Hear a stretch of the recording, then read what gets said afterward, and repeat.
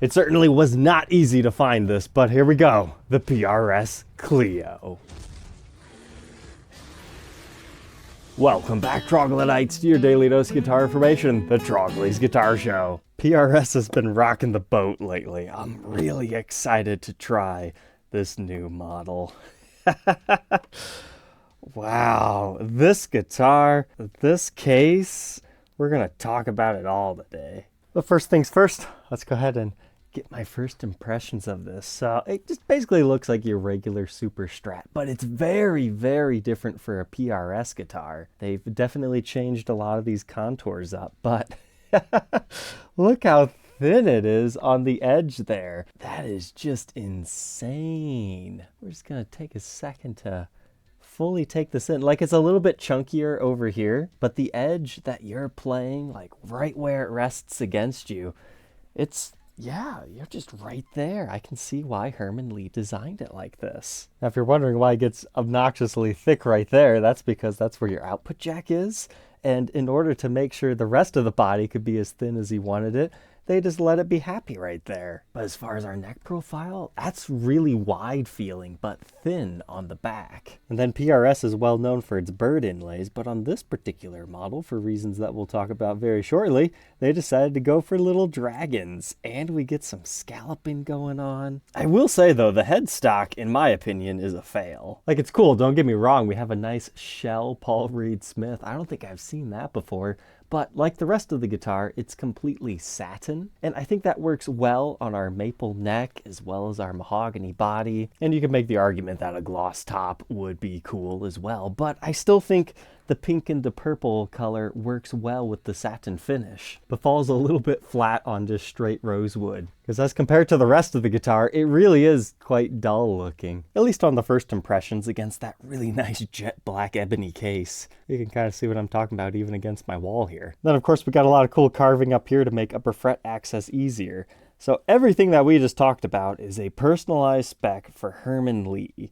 If you're not familiar with him, there's many different ways you might have seen his work. For me, I first got into guitar, classic rock, and guitar music in general thanks to Guitar Hero, and DragonForce's song, Through the Fire and the Flames, for my generation anyways, is like a final boss of a song and where I first discovered this band, where they have multiple guitar solos, crazy stuff going on. It feels like you're being taken through some sort of a ballad in each and every song, and they've got some crazy sound effects in there as well. But perhaps you know him more from the modern era. He streams on Twitch, plays guitars, talks about things. He's even done some antics with Stevie T and a few other collaborations. He's currently out on tour, having a great time. He's a fun guy and has a pretty cool band if you haven't checked him out. But when he first got a signature guitar, it was with Ibanez, but he wanted to push the build a little bit further, and that's why he gave PRS a try. Because if you look at his old Ibanez signature, it is fairly similar. You can see that it's similar looking from the front, but they changed up their whole output jack thing because he kept hitting it while he was utilizing his tremolo. But of course, having dragon inlays on the DragonForce signature, it just makes sense. However, this is not a mainline production model. It is being treated as a limited edition. For 2025, they are only making 200 of these,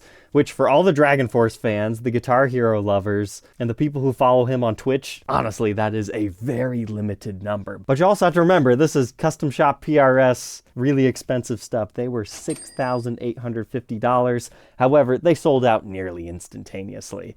I did not learn about this until 24 hours after release, and I could not find one. And in fact, here, almost a month after launch, I have not seen many even show up on the resale market, which is great. It means most of them are going to the fans rather than to resellers. But of those 200, they are being offered in two different finishes. There's Charcoal Purple Burst, which in my opinion looks more like trans black, needs a bit more purple in there. And then there's Orchid Dust, which is the one we're talking about today. It's a pink into purple. It's just beautiful. It matches his personality, kind of throws back to some 80s super strats. And you know what? In many ways, it reminds me of that Access Les Paul Custom that we had just recently reviewed, which was also a take on the Gibson High Roller Neon finish, which also was borrowed from the PRS Orianthi. So maybe that was another light influence here. Who knows? But we do have that straight up natural back. So if you like exotic colors, flame tops, and then everything on the back to be natural wooden colors, you might enjoy this. And so many people were asking me to check it out. So there we go. But besides just the guitar, I really do want to take a second to look at this case. I've never seen this from PRS before. So it's kind of like your usual TSA style latch as far as like a gator or similar case would be. The latches do have a slightly different design, and it's that molded plastic. It's got the indents on it if you're stacking a whole bunch of these cases. The handle doesn't move the easiest. Maybe it just needs broken in a little bit, but it's got a rubber gripping to it, and it actually says Paul Reed Smith on the outside. And just in case that wasn't enough for you, there are some birds on this guitar. There's this metal plate that looks riveted to the outside. It also has some sizable feet on the bottom and very nice hinges. But the selling point to me was this blue bird that they put on the inside. Obviously the PRS namesake, but oh, got some more stuff in here. But it's not just that compartment. You also have another one over here. Anything more? Yep, sure enough. Overall, looks like your regular PRS stuff. Guitar care and operating instruction manual. Hang tags for the guitar, which include its completed date and model name. Also attached, it has this with a shiny PRS logo. It's like a golden ticket, and it tells you about the nitro finish and the strings. A little thing that says, register it for warranty, please. Some general setup tools, including your truss rod and some Allen wrenches. We've got, looks like Dunlop strap locks on this, or vibrato arm in gold. Another little pamphlet that talks about PRS and how you can visit them for factory tours, as well as a thank you message for choosing PRS with Paul there. A decal for your case or whatever. And this is the only thing guitar specific. We'll talk about more of that on the workbench, because we've really only talked about the half of it with this thing. Usually this is the time I say, let's go ahead, throw it on the workbench, look at its parts and specs. I'm sorry, I'm too excited. We gotta do the tone demonstration and playing demo first.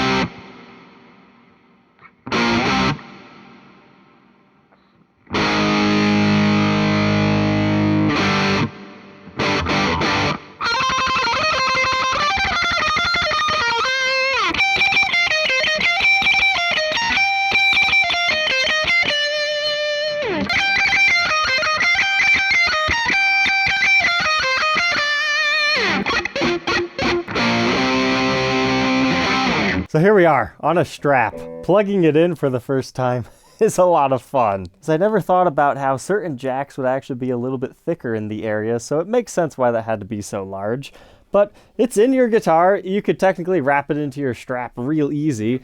But what I'm just noticing is how comfortable this guitar is, even practicing a little bit beforehand. Everything is so round and smooth, from the edge of the fretboard to your frets to the lock nut. Everything is just feeling so nice on this. But we'll start in tone position 1, meaning it's going to be the more aggressive active tones.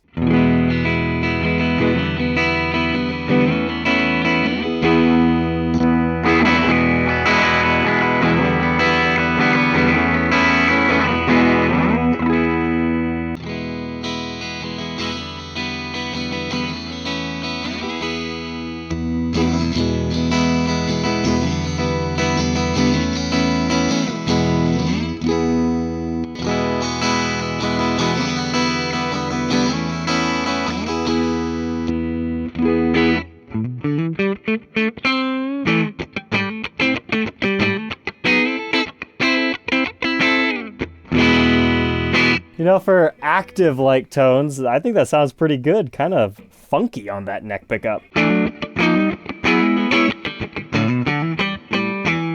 The humbucker, though, as you expect.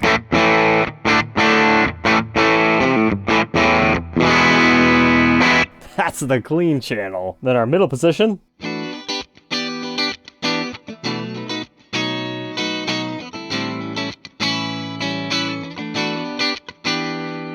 And the in-betweens.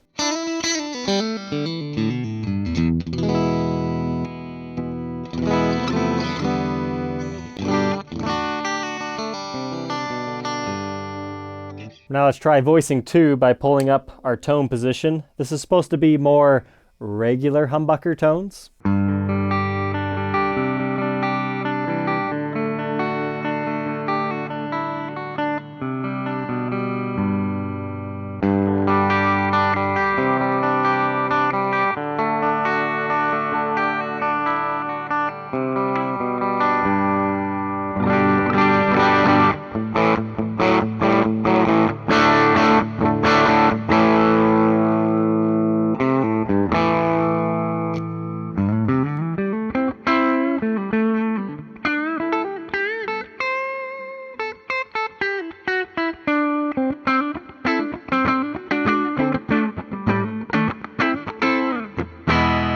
I'd say they did a pretty good job on that.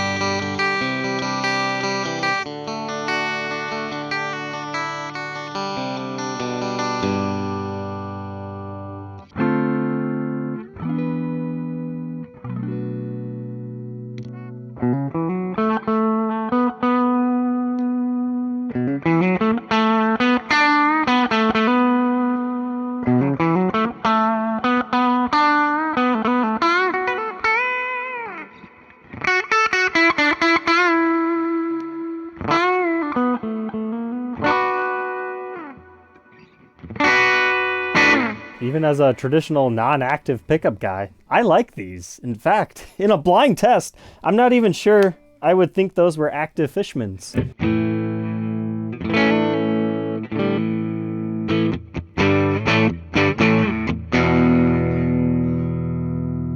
Okay, now we can go into tone position 3, where it's adding some splits into the circuit.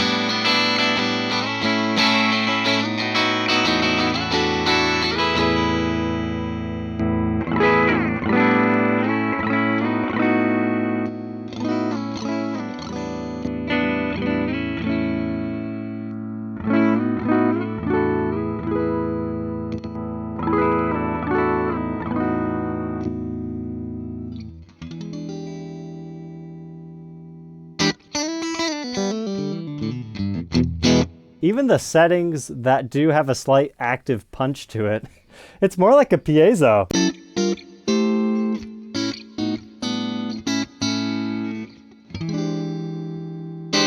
I like it. I could definitely see myself toying around with that some more. With voicing 1.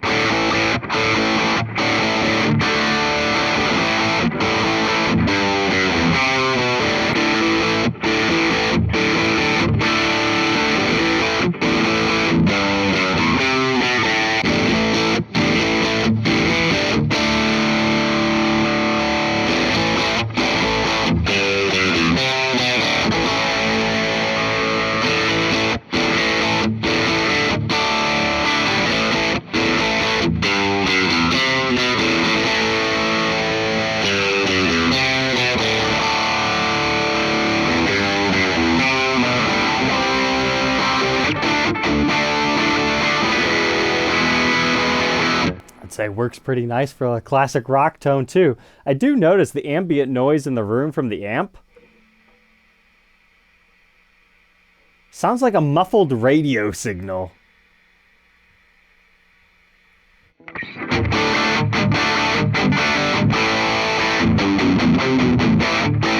But when you play, I don't think that would pick up in a recording. And that does quiet down when you go into voicing number 2.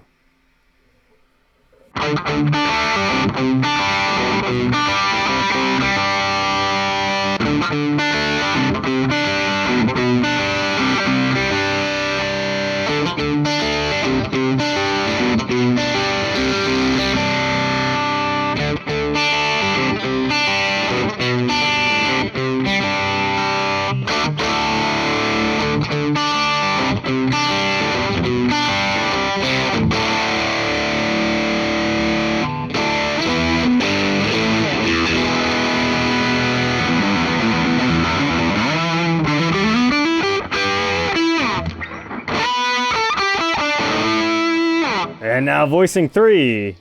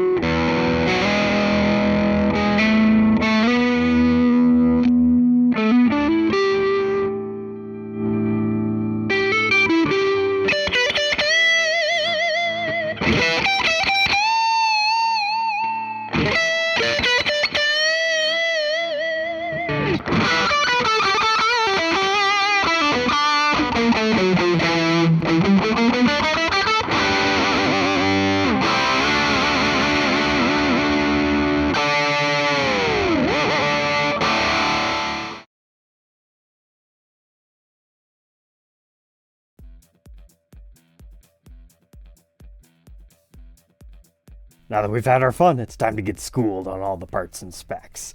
So let's start with these pickups. They're called the Omniforce. It's his own Herman Li signature set from Fishman. They've got that interesting design over the top, and you can see the Fishman branding right under there. However, what caught me off guard is it looks like a regular EMG pickup from the Edge, but then you just get this golden topper to it. That's a really nice touch. I did not notice that while playing this at all. I wonder if that's a stylistic choice or just cost savings so they don't have to gold everything. But the backside of the pickup looks like this. And it does indeed say his name, Herman Li neck. But they were talking about how they made this neck joint specifically for this guitar. And apparently there's a video of him breaking the neck at one point, and they made some further revisions after that. But that was after like a whole bunch of abuse from Herman. But from here, it just looks like your regular long neck tenon that they join into the body. However, I have never seen this on an electric guitar before. Usually this is all routed out flush in a rectangular pattern. But the end of the neck here is actually scooped. There is not a hard ridge right there. It's kind of hard to show you guys that, but you can kind of see the shadows as they bend right there. I wonder if that has anything to do with additional stability. I suppose here's a good area to see that because it extends a little bit past. But we're seeing the bare maple there join into our mahogany and maple body. But they definitely paint all the edges of our pickup cavities. That way you don't see any bare maple poking through. As far as the installation of the pickups, all you have is a couple of foam blocks down there to help you set the height. And our bridge pickup is just more of the same. It also has the double quick connects and is labeled Herman Li bridge. However, there are a couple of mysterious screws in our bridge pickup cavity. I believe that's for the stabilizer or something else that we'll talk about on the back, but keep those in mind. And then we also have these three whatevers they are. The rest is familiar here. But the middle pickup is interesting. In the Herman Li interview about this whole signature guitar, he said this is specifically wound so you can take it and sink it really low. Now, in my experience, when I pulled this out of the box, it was the same height as the other pickups. I purposefully, for the demo, screwed it down as much as it would go. And that helped things out a little bit as far as that thing not getting in your way. However, it wasn't flush like I was expecting. Even pushed all the way down, it still sticks up just a tad. And it looks like in order to help get that as low as humanly possible, they do slightly make a little channel right there that your wires can lay in. But this pickup's kind of cool. It's got your foam blocks on the backside, but apparently these Omniforce pickups are layered PCBs. And unlike on our sealed humbuckers, the cover actually readily came off the middle, so that wasn't locked into place, but it looks like you can see what they're talking about. You've got layers and layers of printed circuit boards. That is just fascinating. I thought these things sounded really good. Now here's what it looks like if you want to take the cover off. Still has the Fishman branding, but all the goodness of a PCB.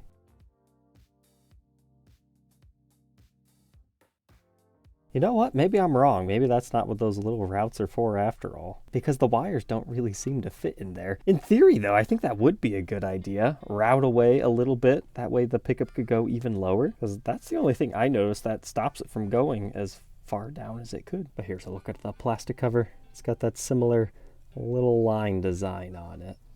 Otherwise, it's just plastic. So you tell me, do you like the uncovered look or the cleaner covered? I feel like with some of those Pac-Man-like sounds, you could get away with something like that. But don't worry, even with your cover on it, you can still see some of that. But whoa, I'm just realizing this for the first time. Go back to when I unboxed it. I thought it was so strange. You can see the Fishman branding on the center pickup is backward. I didn't think I would actually have the opportunity to swap that back this way. I thought we were just having deja vu from the last PRS that we had reviewed. But no, apparently that was a factory goof up that I can fix. But with the pickups back fully installed, here's as low as that middle pickup goes.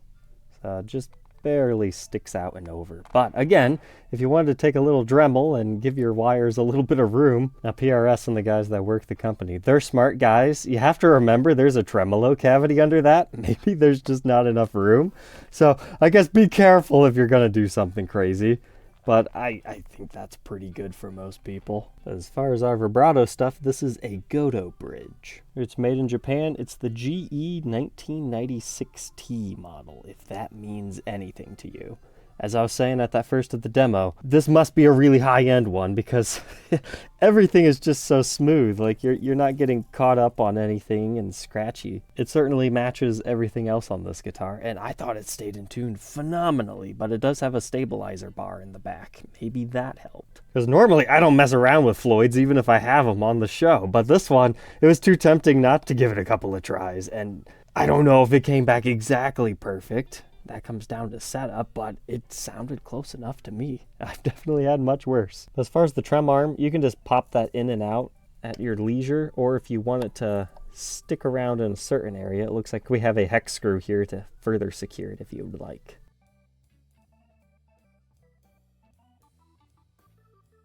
But now coming on over to our controls, as I showed you during the playing demo, there's 3 different voicings, but it's just a regular master volume and master tone. I mean, this guitar does so much, I didn't find myself actually playing with those outside of the push-pull pots. So the way this works, down is voicing 1. That's when this acts just as regular active stuff. If you pull this one up, you enter a voicing 2, which gives you that warmer, more passive pickup tones, as they were saying. And then it doesn't matter if this is up, down, whatever. If you pull this one up, that's when they do a little bit of coil tapping.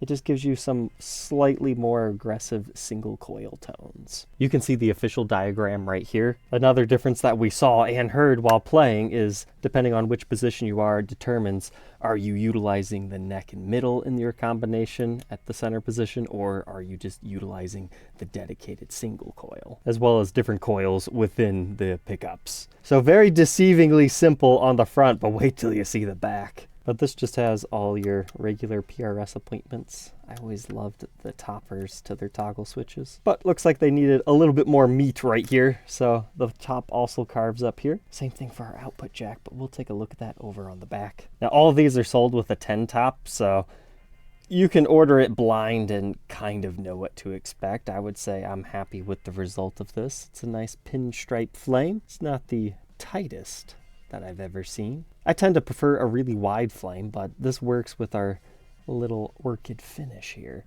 However, remember, this is a smooth satin finish. Herman didn't want it to be full gloss and sticky.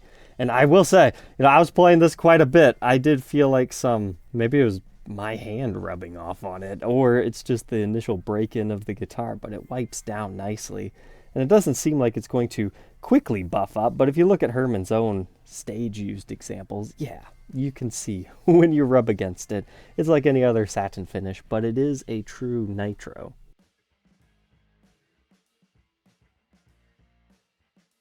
But we can move on from the 2-piece maple top and our mahogany body to our maple neck, which is 1 piece, and ebony fretboard. Now, if you're looking at nearly the last 4 frets, you're going to see that they look surprisingly different. So what they do is they come over and they round them off, just like what we were seeing kind of in that neck pickup cavity, but they take away some of the wood from the fretboard. And if you've never tried a scalloped fretboard before, you really should, because you never realize just how much your fingers actually drag against the board until the board is not there. So Herman wanted this here so he could grab these notes a little bit better. And that one little slide up section and then hitting this top one, I can see why he did it. It is very comfortable because we've got all the wood taken out of our way here, and then just that little bit more helps you get those notes. If you want to check out another review I did with a completely scalloped fretboard, it's this interesting Yngwie Malmsteen nylon string Stratocaster. But next, I want to take a look at each of these inlays because they're cool. So here's our 3rd fret. We've got some sort of a dragon with a long tail and 2 wings. This appears to be made out of 2 pieces of pearl. So one is the wing, and then somehow they craft that whole entire bottom piece in one go. But look, usually on intricate inlays, you'll see like filler around it. I don't see that on this. But then moving up to the 5th, we've got another similar dragon. The official term for these are the Eclipse Dragons. But that's another 2-piecer with the wing and the squiggly body. Our next one, he's got a little bit more motion to him. He's flying. He's got a little bit of a mouth going on. This one appears to be 1 piece though. Either that or they just did a really good job joining it. I really like this one. You can see his little nubs for arms and legs, and he's got a bit of a crest to his head. But this one appears to be 2 pieces because we've got the wings joining onto the body. But did you guys realize this? The 12th fret inlay is special. Prior to that, all these are mother of pearl. It's just your standard stuff on most electric guitars, but this one gets fancy. It's a combination, so you've got mother of pearl as well as abalone. That's why it looks like he's got those cool scales.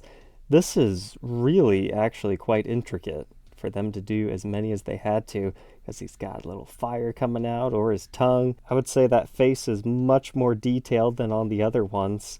The combination of pearl and abalone always works really well. And you gotta remember, PRS is known for their original dragon guitars. So in a roundabout way, I mean, this one's not quite as intricate as far as super extensive inlays and crossing on over into the body, but it's kind of part of the PRS Dragon series in a roundabout way. Now I know what they were going for here, but while playing this, for some reason it just looks like a seahorse to me, which is kind of cool. We've got some Kingdra vibes going on over here. So I could see that being another demographic that might be interested in purchasing one of these. But now our next inlay, sorry if I'm boring you with this, it's just inlays have always interested me. But this one is 3 pieces. So we've got the main body portion, and then you've got his curly tail, which that's a lot of detail, and then you've got another wing that's grafted on there. Our next one appears to be a flipped orientation of our 7th fret. Now we've got our one-piece little curly tail dragon. Now our last 2 inlays are kind of interesting because it's part of the scalloped portion. Now when you put the pearl in the fretboard, I mean, it goes down quite a ways. This one, they definitely had to make sure those were some thick inlays, I would imagine. So you can still see it even though it's rounded. But it does appear to be one piece down here, even though it's pretty intricate. And then we've got a really tiny one that they just happen to manage to fit right there. Yeah, it's a really cool take on bird inlays. I've always been a fan of dragon guitars. If you need some more dragons in your life, you can check out my Dragon Les Paul. It's more Chinese influence though.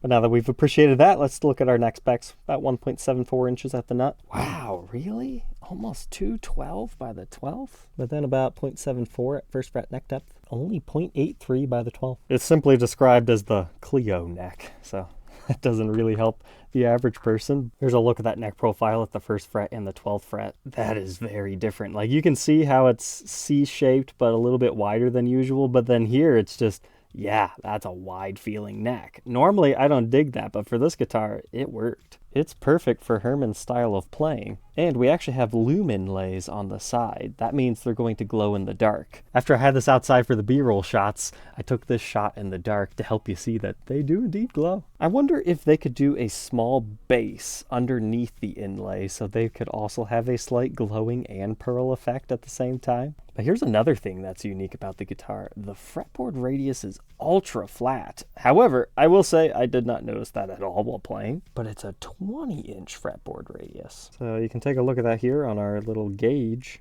and then compare it to a pretty traditional 12-inch, and you can see just how much flatter that fretboard is. And now compare it to a really rounded vintage Fender.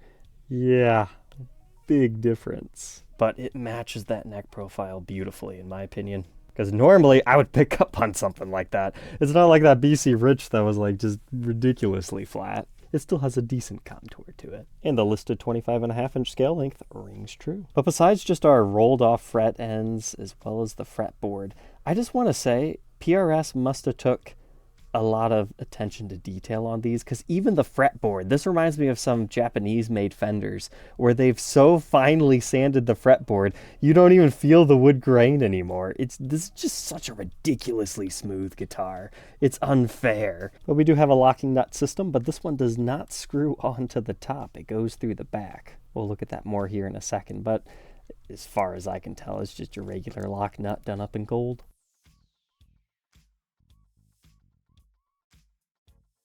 And now our headstock.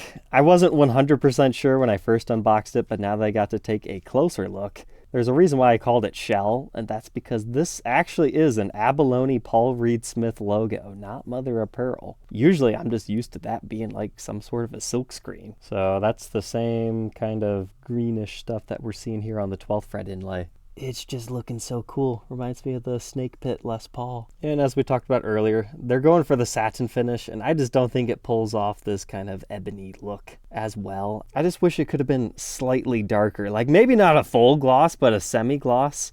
Now, I could take the tuners off and do that. But the point I'm getting at is, look at how beautiful, dark, and conditioned our fretboard is right now. That's basically what I want from the headstock.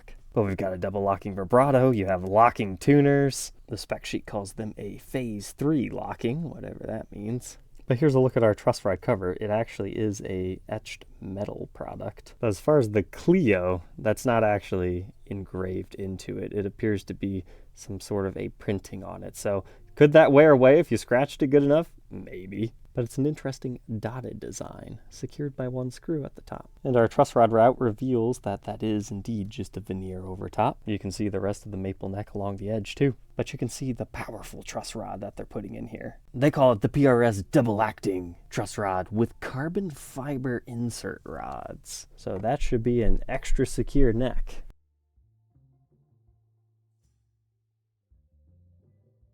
But there we go, all strung back up. As far as super crazy vibrato arm guitars go, I would say this one went back a lot smoother than others, so that might have to be what we talk about next, which is underneath this plate. There's some sort of a stabilization system in here, and I'm not gonna sit here and even pretend I know what that's doing, but I like it. Here's how the claw came direct from the factory. You've got 3 black screws with your stabilization system. This is kind of cool. If you look closely enough, you can see the pink finish through here. And that right there is the bottom side of your maple top being exposed. But going back to that middle pickup theory, I guess even if they did go a little bit too far, I don't think those wires that get caught up in the springs, you could potentially do it. I just love the back of this thing. It's so weird.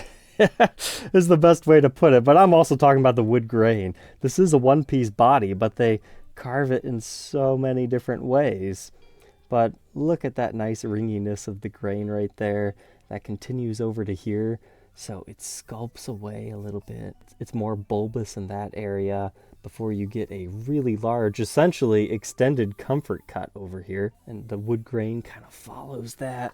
And then this is the back side of your output jack that we'll look at here in a minute. But as far as your controls, that's a drastic difference. Once again, that BC Rich Siegel we had documented when I said I like that top portion. This one has a similar thing. They just routed away the rest of the guitar to be tiny, but to have a lot of room right there. And then this is another interesting area. I mean, obviously, everything's sculpted down, left a little bit of a ledge just in case you need something to grip onto. But then they carve this away. But we're technically seeing the backside of the maple top right here because that's such an extreme cutaway there. The body wood had been completely taken away. We'll take a second just to appreciate a little bit more of the design. So if you were seeing some shots online of just the edge profile, oh, it's so slim right there. The whole guitar is not that slim. It really is a graduated design, like super small there. It's about the right chunkiness. It fits against your body beautifully. It might seem strange to say it, but it vaguely reminds me of a Gibson L5S, the way that they're a little bit chunkier in other areas than others. Theirs are more of a wedge shape. They start big and then get small, but it is vaguely similar to that. But hopefully these little candid looks of the guitar help you understand what's going on here. Because obviously you can't have a guitar that thin and then have a nice chunky neck support.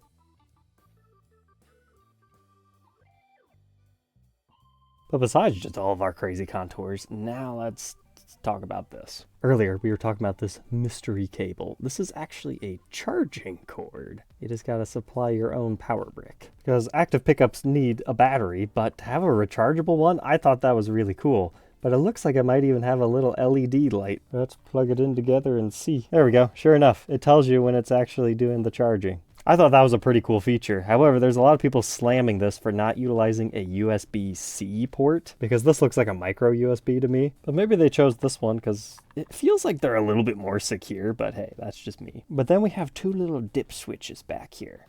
So this, if I understand things correctly, if you slide it up, it disables your tone, because apparently when he was playing on stage, he would accidentally whip his vibrato arm around and he would hit the tone and it would mess things up.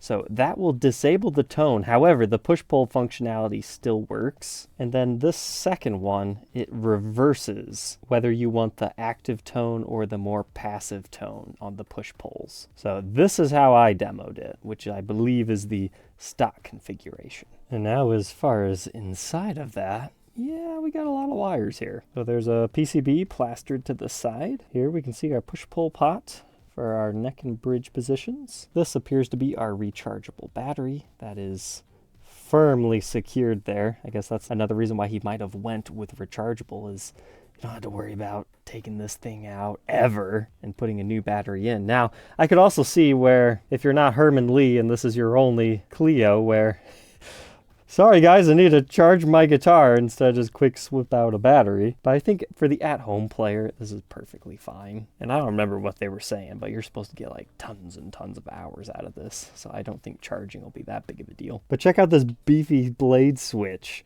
So it kind of makes sense when you do the push-pull, you're going to need a double row of things to solder onto to get the different wirings of the pickups. But yeah, that's got twice as many layers as usual to help facilitate all that. And the endoscope might be overkill here, but I just wanted to show how thick the mahogany body is before you can start to see some of the bare maple over here on the edge.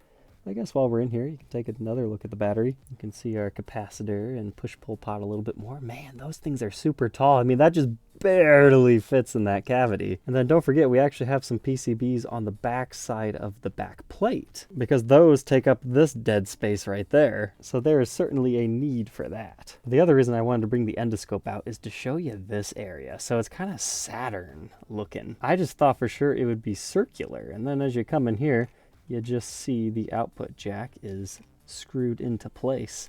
That must be a long screwdriver bit. But they actually take the time to get in that cavity and paint it black. I still think it would have been cool if it was just the natural maple exposed and the mahogany, but that's just fine craftsmanship stuff over here. And playing it, I thought that was quite comfortable and a cool idea. So clearly, there's a lot going on here electronics-wise. I'm not even gonna try to understand that, just appreciate it. If you're curious about the back plates, they are plastic. And mine came stock from the factory with a little squiggle on the back. It's also worth mentioning that the back is completely carved, so they had to make sure that the plastic would also fit to that shape. It is recessed into the guitar is what I'm trying to say. So none of this Stratocaster traditional stuff. In fact, the back plate sits just a hair below the body, so that's not going to get in your way at all. Now, when it's done charging, does it turn green or does it just turn off? Let's find out. The former. Sure enough, it's green.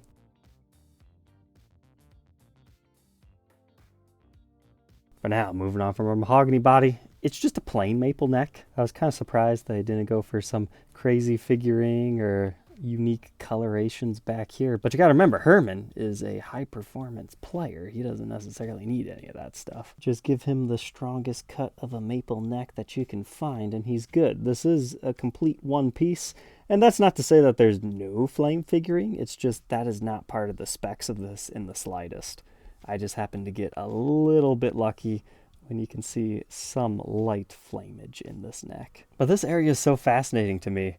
Obviously, they needed to beef it up a little bit because they're drilling straight through the headstock, making it weaker. So in a roundabout way, we have a kind of a voluted PRS headstock. So that's cool. Looks like we still have wings on our headstock to create that iconic PRS shape. But otherwise, we just have the open backs to our Phase 3 locking tuners. It is a black and gold combination with screws on top and bottom to secure them. And the 25 on the left side tells you it's one of the first year 2025 models. Here's the 0407910 is my particular serial. And the 10 over here means it is one of PRS's 10 tops, which means one of the nicest ones that they had. But all said and done, my particular Chleo weighs a back-saving 6 pounds, 13.8 ounces. So I guess now it's time to get my final thoughts.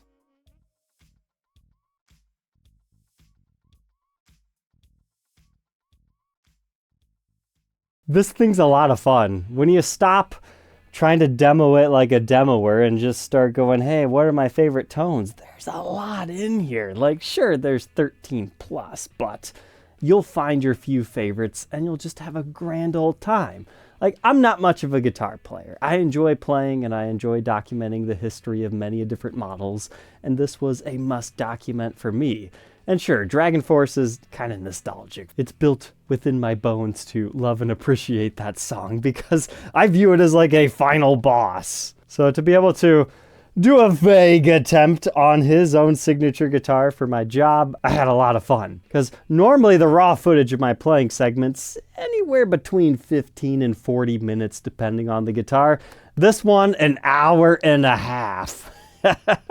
So to say that this is a little bit more than just a quick demo on this one might be appropriate, but I had a great time with this. The color's perfect.